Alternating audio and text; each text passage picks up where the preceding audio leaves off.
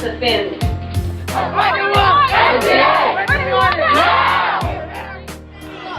the past how long that you've been trying to shut us down, we have put up a fight, and as long as you try to put up a fight with us, we will fight right back.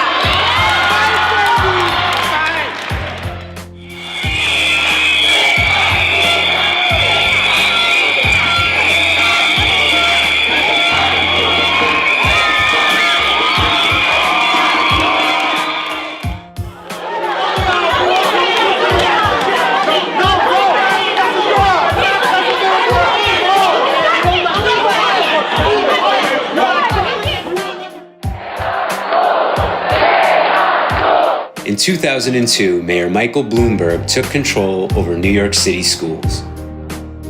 He argued centralized control was the vital and missing link to improving the city's schools. The 32 elected community school boards were quickly dismantled, and a new organization, the Panel for Educational Policy, was given sole authority over all major educational policy decisions. Bloomberg was allowed to appoint 8 of this panel's 13 voting members. The mayor focused his efforts on increasing accountability and the use of assessment. He created a school grading system and announced plans to shut down schools that struggled rather than providing them with support. Bloomberg has championed this authoritarian approach while ignoring and eliminating the input of New York City citizens. Our country is in the midst of an education reform frenzy. Parents and teachers in New York no longer have a voice in the education conversation, and their plight has become common across the nation.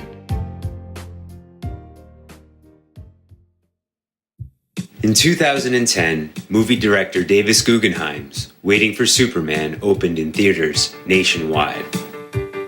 We have a crisis in public education in America today.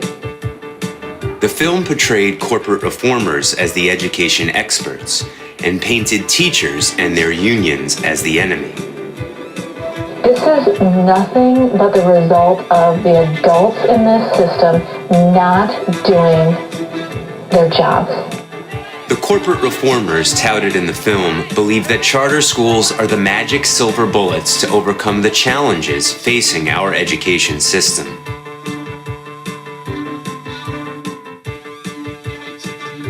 I'm a big supporter of these successful charter schools, and so is the president. And that's why one of our top priorities is a $52 million increase in charter school funding for our FY 2010 budget. The reformers claim the most important determinant of academic success is the teacher. They intentionally minimize the effects of factors outside school in order to avoid addressing the impact of societal problems on education.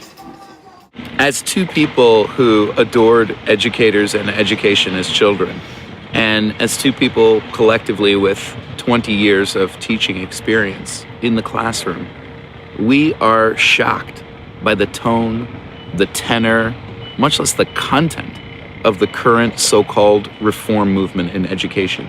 Our collective experience does not show us that placing public services in the hands of private entities, as featured in Waiting for Superman, will solve the problems that we face.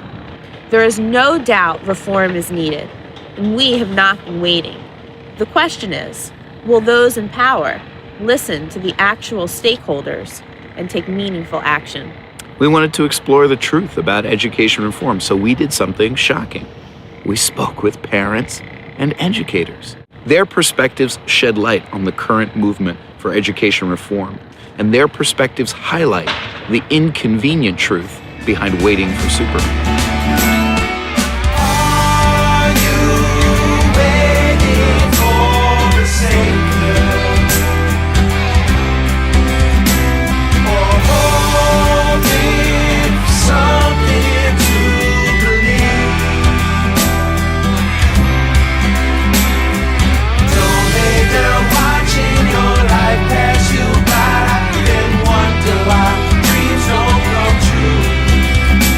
Wake up.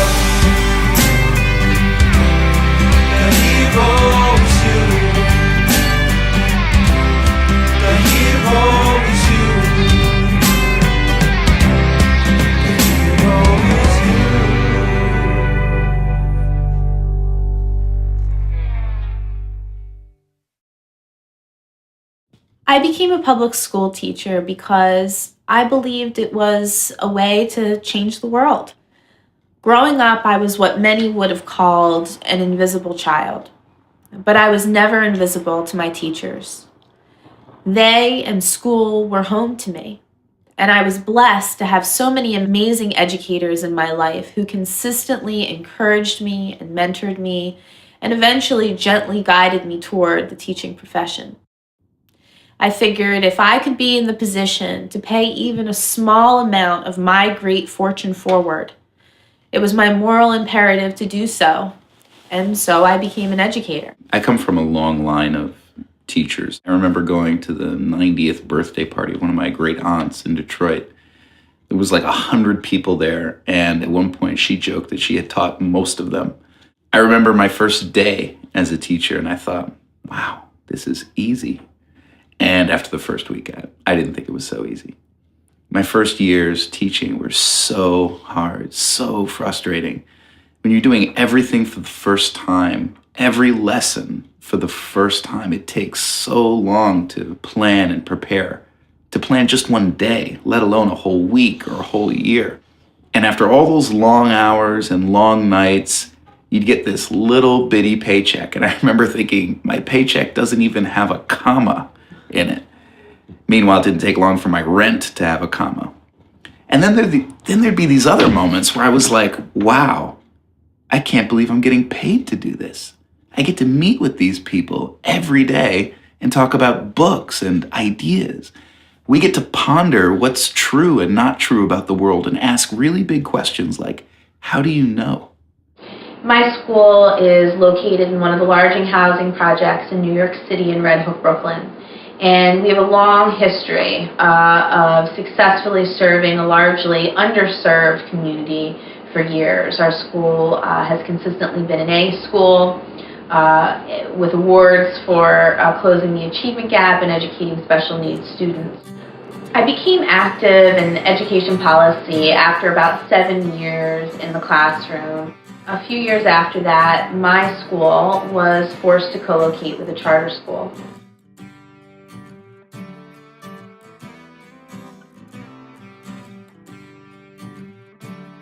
To have a charter school come into our community and for us to be forced to share our school building with them, where we had to give up space for children with special needs, where my kids were being serviced for speech and occupational therapy in corners and in shared classrooms and in hallways, all for the benefit of a charter school that was started by the Robertson family.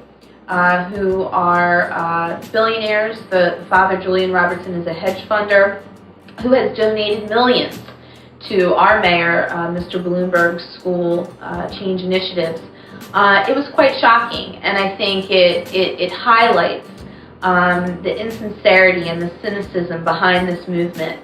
And I had no choice but to stand up with my fellow educators and the parents and the kids that I serve. To protect our school, to protect our children, and to fight for children across the city who we knew would soon face the same fate as our successful public school.